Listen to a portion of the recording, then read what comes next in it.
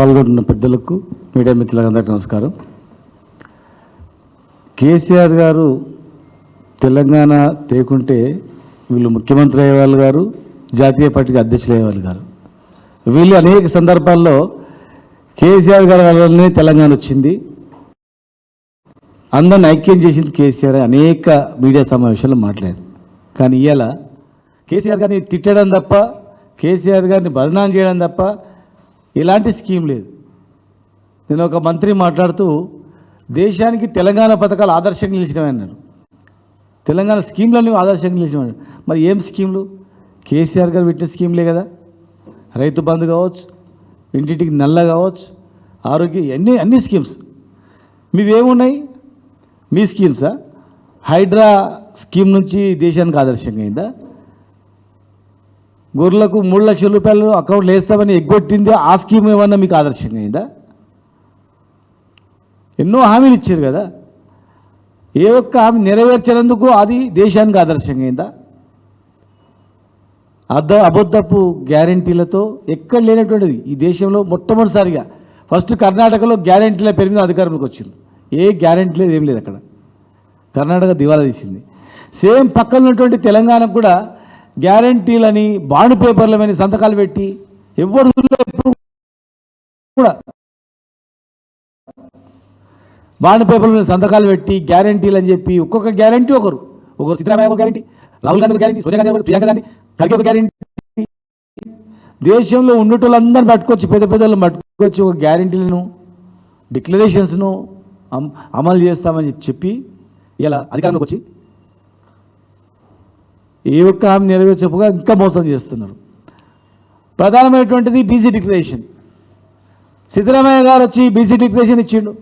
చాలా ఉన్నాయి అందులో, ఏ ఒక్కటి అమలు కాలేదు. మున్నూరు కార్పొరేషన్ అన్నారు, ముదిరాజులకు ఏ గ్రూప్లో చేస్తామన్నారు. అన్ని కులవృత్తులకు ఒక్కొక్కరికి కాంట్రాక్ట్ రిజర్వేషన్ ఇస్తామన్నారు. బీసీ సబ్ ప్లాన్ అన్నారు. ఎంబీసీ కులాలకు మంత్రిత్వ శాఖ అన్నారు. గౌళ్ళు చనిపోతే చెట్టు మీద వాడి 10 లక్షల ఎక్స్గ్రేషియా అన్నారు. ఎన్నో చెప్పిండ్రు. రజకులకు, నాయ బ్రాహ్మణులకు, విశ్వ బ్రాహ్మణులకు ఒక్క హామీ నెరవేర్చలేదు. 42% ఇస్తామన్నారు. సరే ఇది ఒకటన్నా నెరవేర్తా అనుకున్నారు. కానీ ఈరోజు హైకోర్టు తీర్పు వచ్చింది. సెప్టెంబర్ 30 లోపల ఎలక్షన్ పెట్టాలని అన్నారు. హైకోర్టులో మీరు ఏం చెప్పారు? జీపీపై మాకు 30 రోజుల గడువు కావాలి, బీసీ రిజర్వేషన్ పైన మేము ఎలక్షన్స్ పోస్ట్పోన్ చేయడం జరిగింది, 30 రోజులలో రిజర్వేషన్స్ ఇచ్చి మేము ఎలక్షన్ కండక్ట్ చేస్తామన్నారు. ఇలా ఎలక్షన్ కమిషన్ 60 రోజులు అడిగింది. మొత్తం మీద 30 సెప్టెంబర్ లోపల ఎలక్షన్ పెట్టమన్నారు. 30 సెప్టెంబర్ లోపల మీరు ఎలక్షన్ బీసీ రిజర్వేషన్ ఎట్లా ఇస్తారు? ప్రజలకు చెప్పాల్సిన అవసరం ఉంది. అసెంబ్లీ తీర్మానం చేసిన తర్వాత కేంద్రానికి లేఖ పంపిన తప్ప అసలు లేఖ పోకముందే, ఆడికి ఢిల్లీకి చేరకముందే, ఈడ గవర్నర్ సంతకం పెట్టకముందే ఢిల్లీలో ధర్నా చేశారు. అందరూ అనుకున్నారు ఇంత అడ్వాన్స్గా ఢిల్లీలో ధర్నా చేసి గవర్నర్ సంతకం పెట్టి పార్లమెంట్లో పెట్టి చట్టసభ సవరణ చేస్తారనుకున్నారు. కానీ అలాంటి ప్రయత్నం ఎక్కడ జరగలేదు. ప్రధానమంత్రిని కలుస్తున్నారు ముఖ్యమంత్రి గారు అంటే ఇదే అంశం అనుకున్నారు అందరూ. కానీ ఒక్కనాడు ఒక్క లెటర్ ఇవ్వలేదు, పార్లమెంట్లో చర్చించలేదు, ప్రభుత్వాన్ని కోరలేదు, డెలిగేషన్ పంపలేదు, కనీసం అఖిలపక్ష మీటింగ్ పెట్టలేదు, అఖిలపక్షాన్ని తీసుకుపోలేదు. గవర్నర్ సంతకం కాకముందే అడవుడు చేసిండ్రు. ఇవాళ కోర్టుకు 30 రోజుల్లో అమలు చేస్తామని చెప్పిండ్రు. కోర్టు తీర్పిచ్చింది. దేశానికి రోల్ మోడల్ అన్నారు, బీసీ జనగణన చేసినామన్నారు. ఎక్కడ కూడా మహిళలు ఎంతమంది, పురుషులు ఎంతమంది, జిల్లాల వారీగా, మండలాల వారీగా, గ్రామాల వారీగా ఎక్కడ కూడా జాబితా తయారు చేయలేదు, పబ్లిక్ చేయలేదు. ఉన్న సంఖ్యను తక్కువ చేసి చూపించారు. ఎస్కేఎస్ సర్వేలో 51% ఉంటే దాన్ని కుదించారు. ముస్లింలకు సంబంధం లేకుండా 51% ఉంటే కుదించారు, తక్కువ చేసి చూపించారు. అయినా సరే 42% ఇస్తామన్నారు. కానీ అని ఎదురు చూస్తాం. మా పార్టీ తరఫున కూడా మద్దతు తెలిపారు. అఖిలపక్షం మేము వస్తామని అసెంబ్లీ తీర్మానంలో కూడా మద్దతు తెలిపారు. గత టర్మ్లోనే చట్టసభలో కూడా రిజర్వేషన్ ఇవ్వాలని చెప్పి తీర్మానం చేసి పంపినాం. ఎమ్మెల్సీలలో స్థానం కల్పించినాం. ఎంపీలలో 2 ఎంపీలు అంటే బీసీలకు స్థానం ఇచ్చినాం. మార్కెట్ యార్డ్లో రిజర్వేషన్ ఇచ్చినాం. కానీ స్థానిక సంస్థలలో మేము చిత్తశుద్ధి అని చెప్పి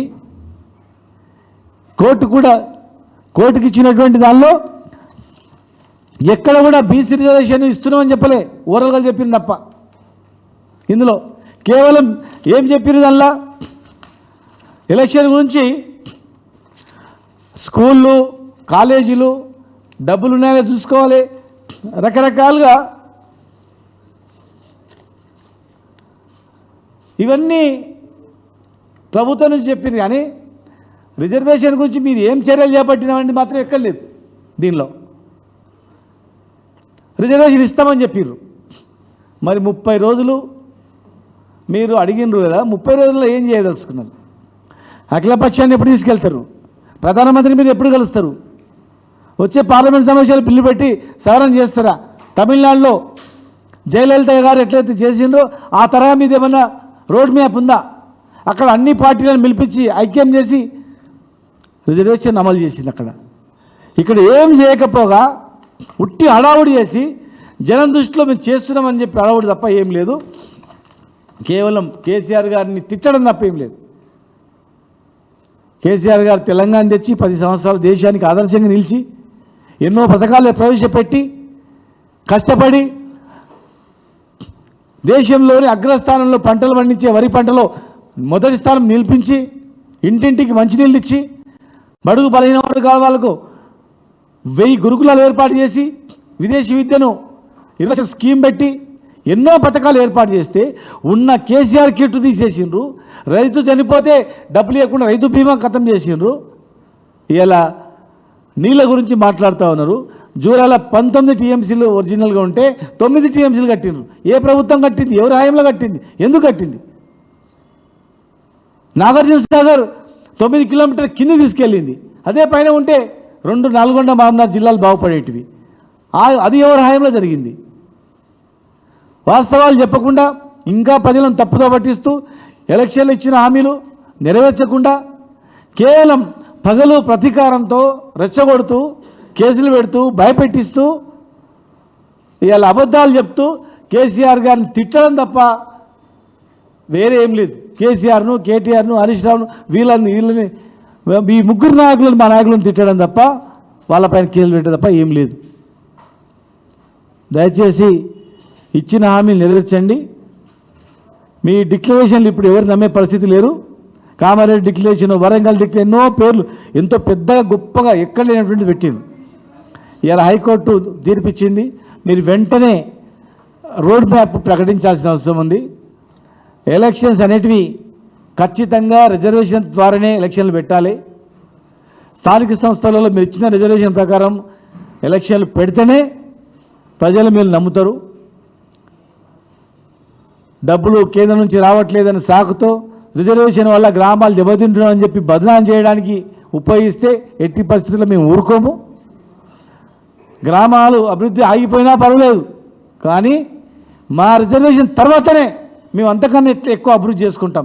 రిజర్వేషన్ తర్వాత మాత్రమే ఎలక్షన్లు పెట్టాలి. దానికి మీరే బాధ్యులు అవుతారు. 6 నెలలుగా దాదాపు 2 సంవత్సరాలుగా ఎలాంటి చర్యలు చేపట్టకుండా ఉండి ఇవాళ ఎలక్షన్లు హైకోర్టు పేరు మీద ముందుకు పోవాలని ప్రయత్నం చేస్తే రిజర్వేషన్ లేకుండా ఎట్టి పరిస్థితుల్లో మేము ఊరుకోం. ఖచ్చితంగా దాన్ని ప్రజల దగ్గర తీసుకెళ్తామని, ఇచ్చిన హామీలన్నీ నెరవేర్చాలని చెప్పని కాంగ్రెస్ పార్టీలో ఉన్నటువంటి బీసీ నాయకులు కానీ చాలామంది ఓసీ నాయకులు కూడా సామాజిక న్యాయం జరగాలంటే ఖచ్చితంగా ఎంపీలో రిజర్వేషన్ లేదు, కనీసం స్థానిక సంస్థల్లో లేకపోతే ఖచ్చితంగా ఈ దేశవ్యాప్తంగా మరొక ఉద్యమం వస్తుంది. అది తెలంగాణ నుంచి స్టార్ట్ అవుతుంది, తప్పు అవుతుందని కూడా చాలామంది చెప్తున్నారు. కనుక మరి మీరు కూడా ఆలోచన చేయాలి.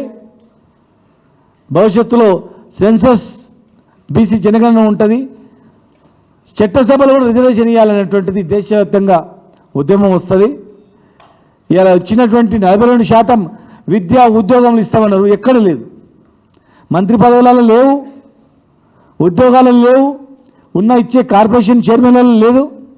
ఏదైనా పోస్టులు ఆర్టీఐ లాంటి కమిషనర్ పోస్టులు పెట్టబడ్డా కూడా అందులో ఈ వర్గాలకు ఏం లేదు.